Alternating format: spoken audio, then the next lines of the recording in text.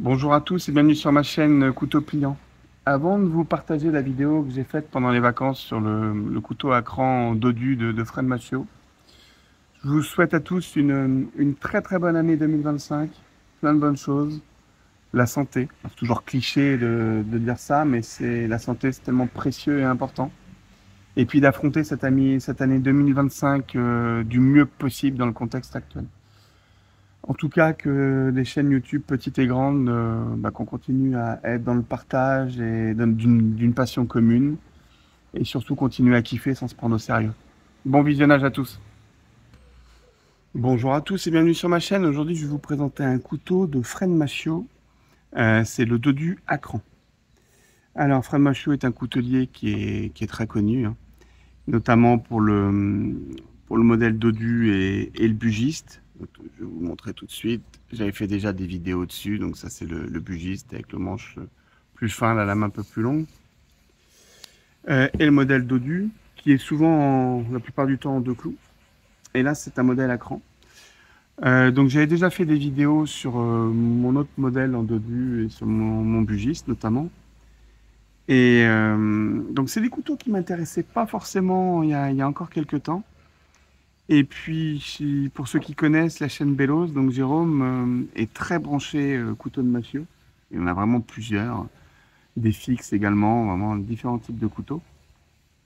Et puis, il m'en a mis un dans les mains il y a 2 ans, je crois, 3 ans. Et puis, j'ai commencé à comprendre et à apprécier le truc. Donc, j'ai commencé par un bugiste, et dès que j'ai eu mon premier dodu, j'ai vraiment trouvé le modèle chez Machio qui convenait à mes goûts. C'est vraiment ce modèle-là. En fait, le dodu, donc ce dodu est un modèle à cran, d'accord, que j'ai pu acquérir notamment sur le groupe Facebook dédié aux collectionneurs qui aiment le travail de Fred Machio. Et tous les ans, il y a une petite commande de groupe, voilà, qui lui est passée.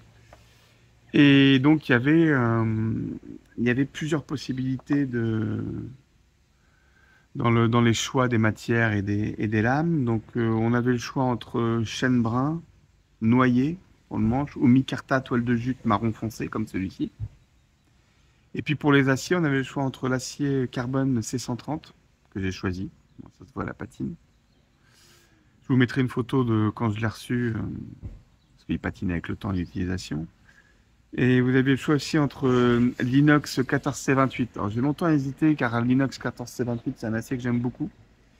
Mais c'est vrai que je trouve que sur un couteau rustique comme celui-ci, avoir un acier carbone va mieux avec, je trouve. Ça, c'est un avis personnel.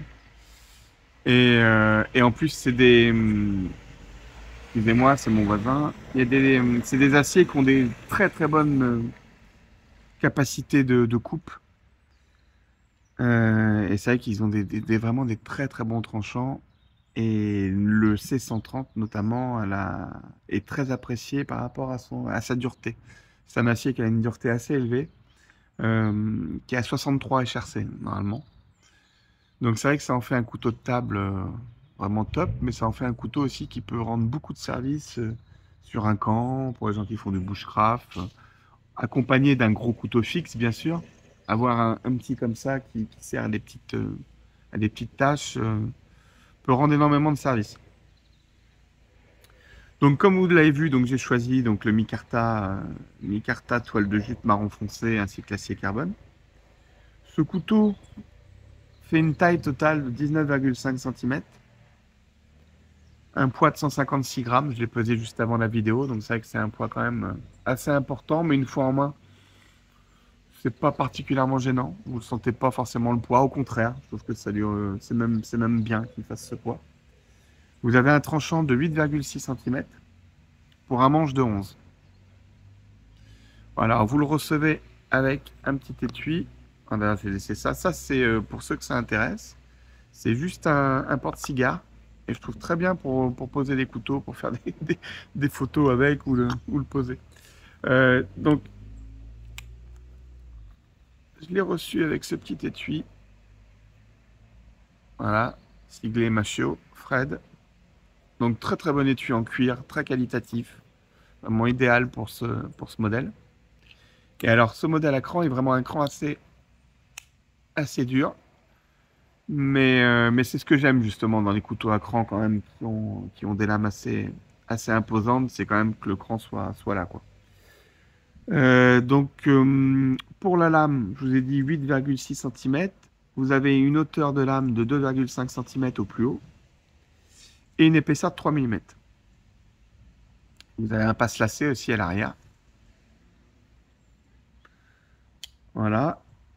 Et donc pour l'entretien, c'est très simple. Moi, j'utilise de l'huile de camélia pour tous les aciers carbone.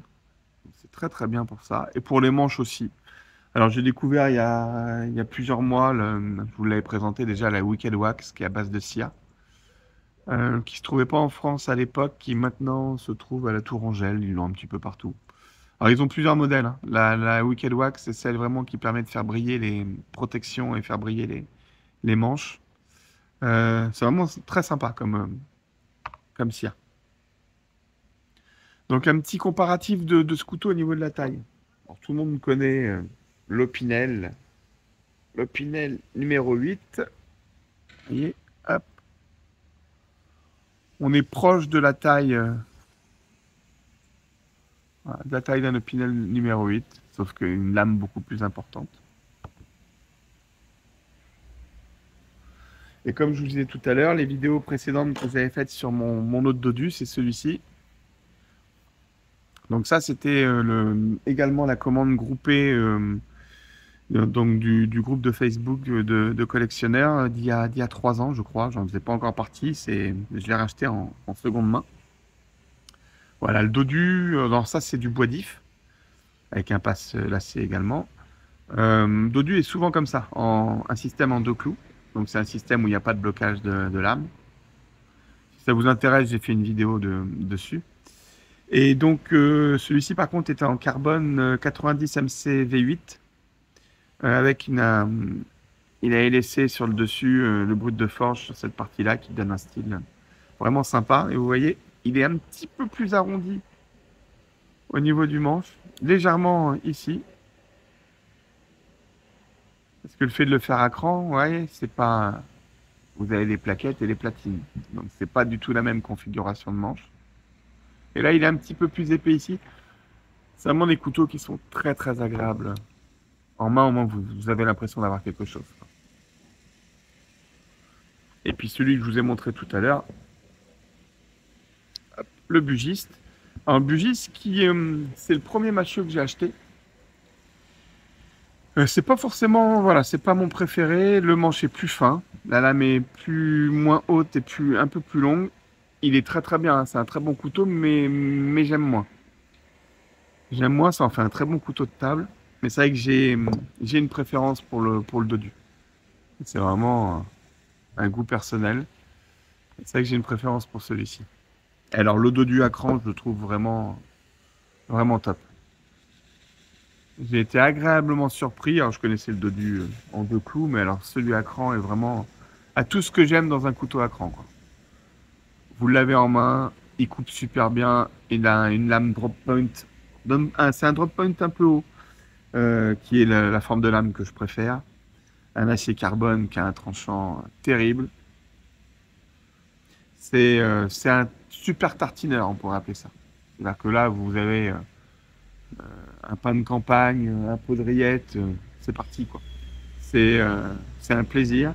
Et alors l'intérêt aussi, c'est que, ok, c'est pour tartiner, c'est top, mais ça reste un très très bon couteau de table parce qu'il est vraiment très complet.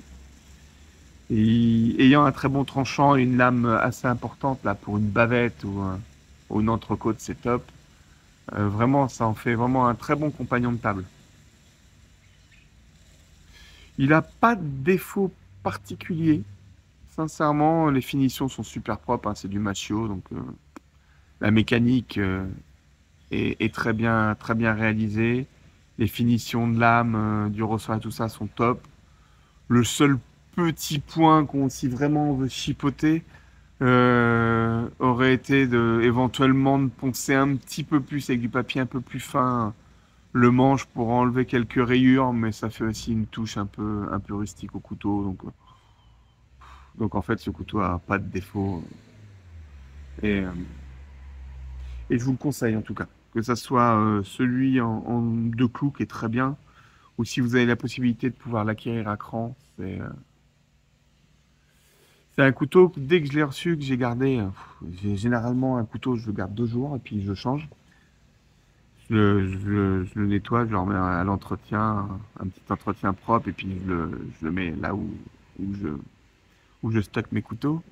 Et puis généralement, je change à peu près tous les 2 jours, parfois tous les jours. Et puis, mais celui-là, je l'ai gardé 15 jours, 15 jours en poche. Les 15 premiers jours où je l'ai reçu, il m'a pas quitté. Et dès que je le ressors, j'ai pas envie de le ranger. Non, c'est vraiment un très très bon couteau. En tout cas, je vous le conseille. Si vous aimez ce type de couteau un peu rustique, il faut vraiment vraiment pas hésiter. Ils ont des très bons rapports qualité-prix.